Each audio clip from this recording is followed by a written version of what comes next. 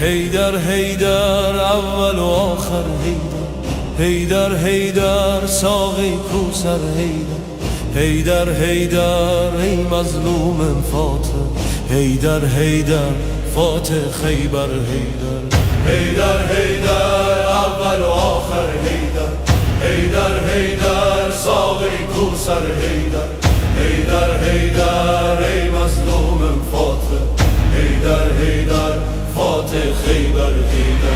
حیدر اول و آخر حیدر ساقی کوثر حیدر ای مظلوم فاتح حیدر فاتح خیبر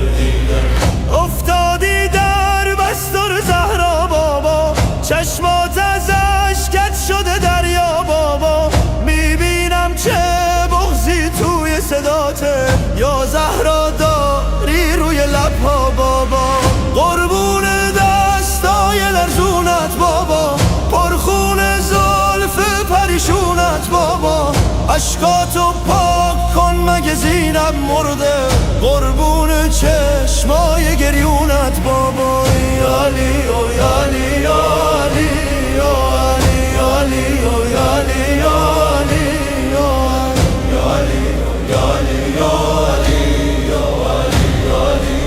یالی یالی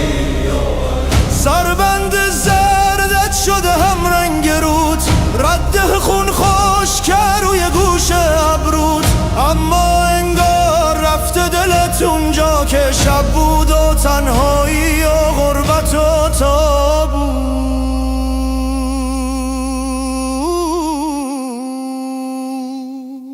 میریزه آب روون اسما ای وای، رو جسم بی جون زهرا ای وای، نیمه شب تاریک تاریک حیدر مونده تنهای ای وای، میریزه آب روون اسما ای وای، رو جسم بی جون زهرا ای وای، نیمه شب تاریک حیدر مونده تنهای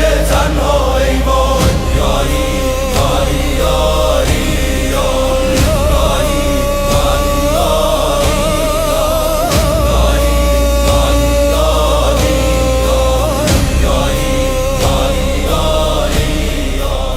عمری این غم قاتل قلبت بوده، وقتی پر زد دیدی که ابرو کبوده، میسوختی و میگفتی یار جوونم، زهرا جان خیلی بر و داغ تو زوده. بابا تو امشب میشی مهمون مادر، از ما بیشتر درد تو میدونه مادر، امشب میشه مرهم زخم سر تو، اشک سرخ چشمای گریون مادر. حیدر